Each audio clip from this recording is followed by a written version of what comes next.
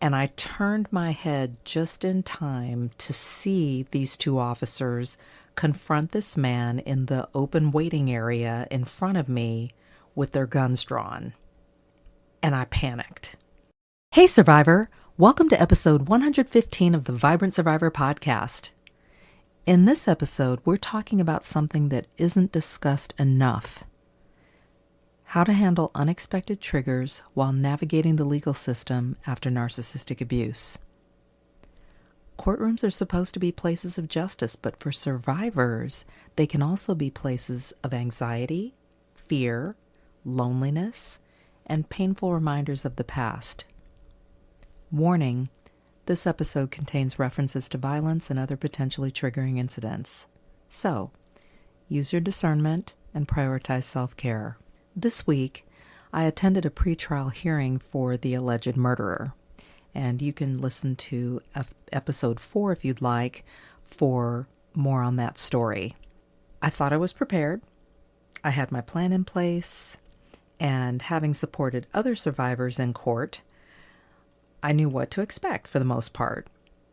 At least I thought I did. But then something happened that caught me off guard and threw me right back into my own trauma. And in that moment, I had to decide, do I give up and let this defeat me? Or do I find a way to move through it? If you've ever felt blindsided and overwhelmed by your emotions in a high-stress situation, this episode is for you. I'm going to share my experience, what helped me, and 6 ways you can tend to your inner garden when triggers hit. Because healing is a journey, and it doesn't stop just because you're in a courtroom or a bathroom. More on that in a little bit. But first, let's self-regulate with a 4-4-8 breathing exercise, if you'd like. And I invite you to get comfortable in your seat. Press your feet into the floor, with or without shoes. And we'll inhale for 4, hold for 4, and exhale for 8. Ready? Inhale, 2, 3, 4. Hold, 2, 3, 4. Exhale, 2, 3, 4, 5, 6, 7, 8.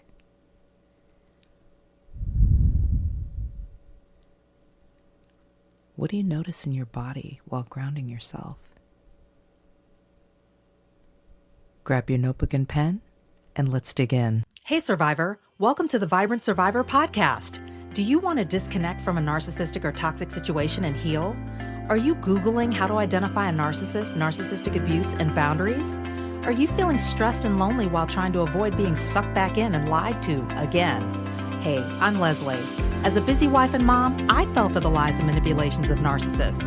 I wasted my time, talents, and money on users who kept moving the goalposts. I wanted real relationships and business opportunities and to enjoy life with my family. Instead, I struggled with anxiety, panic attacks, and insomnia, and I couldn't trust my body or anybody until I took a holistic approach to healing. In this podcast, you'll find tips for healthy living, trauma healing, and boundaries so that you'll have the freedom, confidence, and inner peace to respond, not react, after narcissistic abuse. Take a deep breath in, let it out slowly, and just relax. This time's for you. The morning of the pretrial hearing for the alleged murderer, I got up, dressed up, fought through rush hour traffic, got to the court building, made my way through security. I've done this dozens of times over the last year. Took the elevator up to the floor where the courtroom was with 20 minutes to spare. So I'm feeling pretty good. I'm like, okay, great. I got this. I'm here early. I've got time. I'm going to go to the restroom, get a seat, and be in position for this hearing. I got this. And there was a police officer actually right as I stepped off the elevator. He was right there. And I was a little disoriented because I hadn't been on that floor before. So I asked him for directions to the ladies' room. And I just wanted to be able to get myself together and be ready for the hearing to start. And he pointed in the direction of the ladies' room, very friendly, smiling, nice. I was like, okay, great. Thank you. And When I got to the door of the ladies' room, it was closed for cleaning. Womp womp. I was like, really? Are you kidding me? And I was trying to think, okay, what should I do? Should I wait it out? Should I knock? And then out of nowhere, two officers sprinted past me, including the one who gave me directions to the ladies' room, yelling at someone. And my body froze. And I turned my head just in time to see these two officers confront this man in the open waiting area in front of me with their guns drawn. And I panicked. My breathing got really shallow, my mind was racing, and my body went into survival mode. I was freaking out. I'm like, oh my gosh, they're going to shoot this guy in front of me. I don't know what's going on. There wasn't anyone else in the hallway but me, and I'm going to have to watch this. And at that moment, I was like, do I barge into the bathroom? What do I do? And I was just getting ready to knock on the bathroom door, and the cleaning person opened the door, and I begged them to let me in. And they did. And when they did, I ran into one of the stalls, locked myself in, and just hid. And I could feel myself start to hyperventilate, but like I didn't go all the way there. I tried taking some deep breaths like we do here on the podcast. I texted some friends in a group chat, peed, and waited it out. The incident was over in minutes, but it felt like I was in there for a long time and the damage was already done. I wasn't just in the court building at that point. I was all the way back in 2017, the day that I got the text about the murders. I was back in the women's locker room at my gym, hyperventilating on the floor in the arms of a staff member. I pulled myself together eventually, and I emerged from the bathroom slowly and cautiously and went into the courtroom and sat in the back on the state's or the victim's side. And as I sat in the seat, I tried to make myself just disappear. And when the hearing began, the court was informed at the beginning that the alleged murderer's appearance had been waived, so he wasn't going to be there. And I thought, phew, that was one less thing that I had to deal with after what had just happened in the hallway. But during the hearing, I'd say about halfway through, that same man, the one that the police had confronted with their guns drawn, entered the courtroom and sat in the seat right in front of me.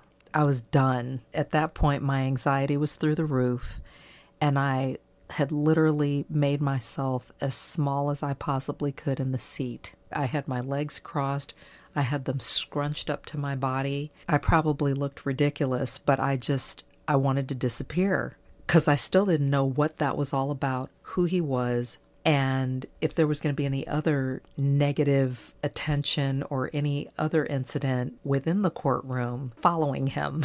And I was trying to physically get away from him as much as I could, and I was frozen. I had a choice to make at that point. I could leave the courtroom, get in my car, go home, or I could stay and take back my power. And I stayed. I made it through the hearing, but I knew that once I left there, I was going to need some serious self-care afterwards.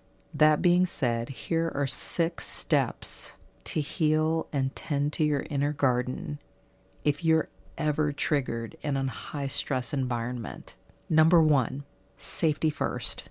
Find a secure space to process what's happening. For me, that was the locked stall in the ladies' room. That was what was accessible to me in that moment, and it got me away from the immediate threat and gave me that space to be able to take care of myself. Number 2, get grounded. I did a bathroom stall scan while I was locked in there. Like, okay, there's the toilet paper, there are the seat covers, There's the toilet. There's the hook on the door. There's the lock, and the door is locked. There's the feminine hygiene disposal bin. I did some deep breathing, like we do on the podcast. Even feeling a solid surface beneath me, whether it was the tile floor, the toilet itself, and reminding myself that this was a moment and that it was temporary. Number 3, connect with community. While I was in the bathroom stall, I reached out to friends so I wasn't alone in my fear. I was alone physically, but I texted some fellow activists in a group chat and shared my experience in real time. I even met the state prosecutors in the case out in the hallway after the hearing was over, and they introduced themselves. I shook their hands and I thanked them for their work. Even something as simple as their firm handshakes were reassuring.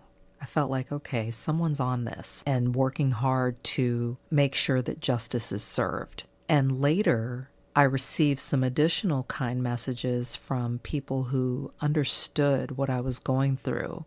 One person even offered to go with me to the trial, and that meant a lot. Number 4, prioritize self-care.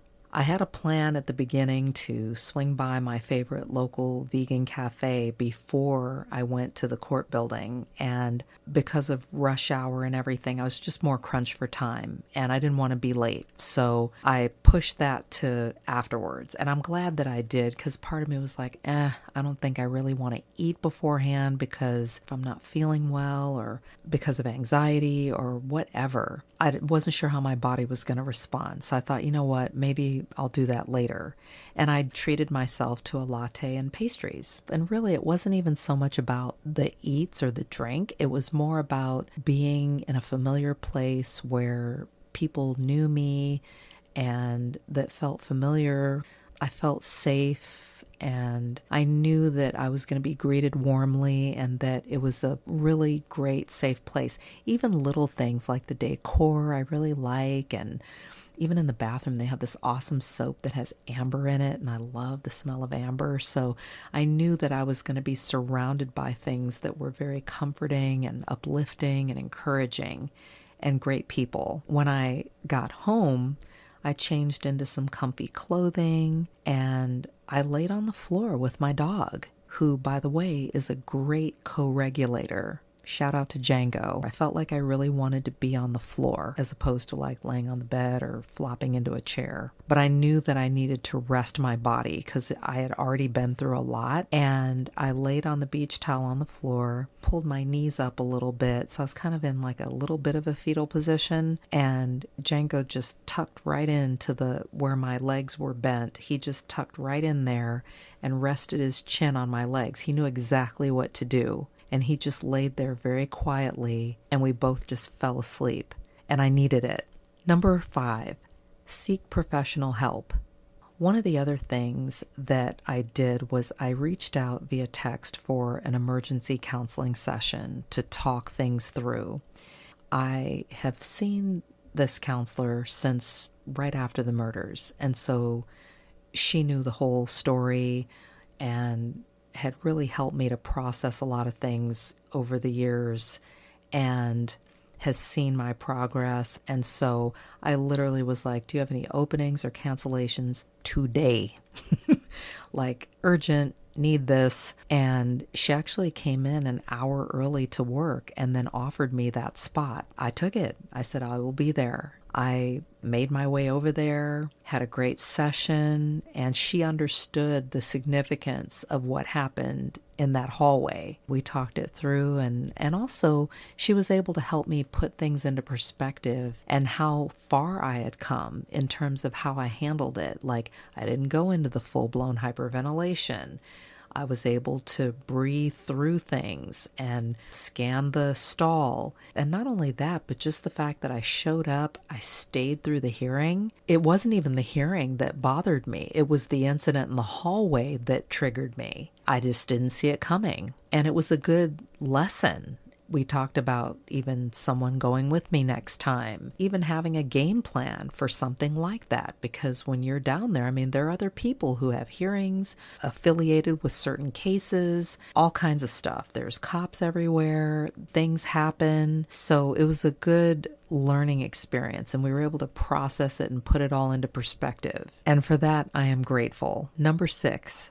Turn your pain into purpose. One of the things that I think is so powerful is being able to take a really awful situation and to turn it into a positive. And I'm not talking about toxic positivity, but really using it for greater good. And that's what I did. I had scheduled to attend a school board meeting and to speak and advocate for students and families who had been victims of misconduct. And it was interesting because the timing of this incident, the day before the school board meeting, was just very interesting. Like, okay, I almost felt like I was being tested, but I used my experience to support others. And I think being able to speak up and advocate for other people, even as I was going through my own trials this week, was a very powerful thing. Of course, I did take time out to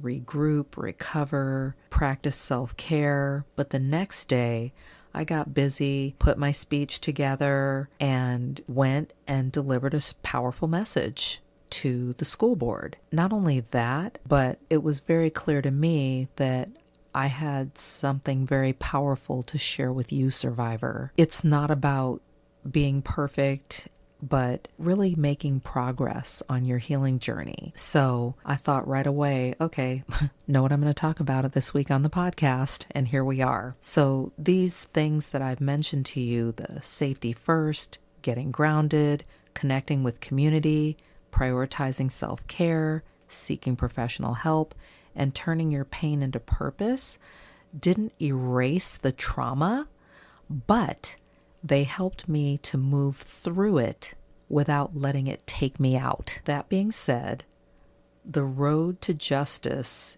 isn't just about what happens in a courtroom. It's about what happens inside you. And healing isn't about pretending that you're okay. It's about learning to listen to your body and taking care of yourself when you're not okay. Just know that triggers will come in different forms at different times, sometimes when you least expect it, especially when you are confronting the past head on. But know that you're not powerless. You can prepare, you can tend to your inner garden, and you can make it through. Remember, your past may echo, but fear won't last. Stay grounded, survivor. The storm will pass. Thanks for listening. I'm so grateful to be able to walk this out with you, to be continued, and we are stronger than we know. Take care, and I'll talk to you soon. Hey, survivor! Are you tired of feeling exhausted, stressed, lonely, and stuck in narcissistic relationships, and you just want closure and healing?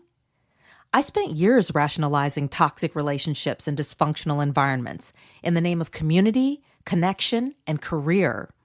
As a result, I wasted my time, talents, and money on users who kept moving the goalposts. One of the worst was an alleged murderer who discarded me after I caught him lying, stopped helping him for free, and held my boundaries. Even though I dodged a bullet, I felt depressed, ashamed, and I doubted myself. I want you to know that you don't have to suffer in silence, feel alone, or crazy anymore. Come and experience the power of creating your own closure without the permission or participation of the narcissist. I've been no contact for over 4 years now, and I've grown personally and professionally. I have more clarity, stronger boundaries. I'm building a life and business that I've always wanted and enjoying real relationships. I know you want to break patterns of getting into toxic relationships, even if you don't mean to. And it feels so good to disconnect from dysfunction, set and hold boundaries, provide closure for myself, and focus on self-care. And to empower my kids to do the same. Go to closurecoachingsession.com right now and get ready to heal after narcissistic abuse. If this podcast has helped you understand who and what you're dealing with, sharpen your discernment, and move forward on your healing journey, share it with another survivor. Help me help others by leaving a review for the show. And let's connect on social. Take a screenshot, share it in your IG stories, find and tag me at The Vibrant Survivor, and I'll share your post too. I look forward to connecting with you on IG and seeing you back here. You're not alone and you're not crazy. Know who you're dealing with, know who you are. Take care, and I'll meet you back here next week. Bye-bye.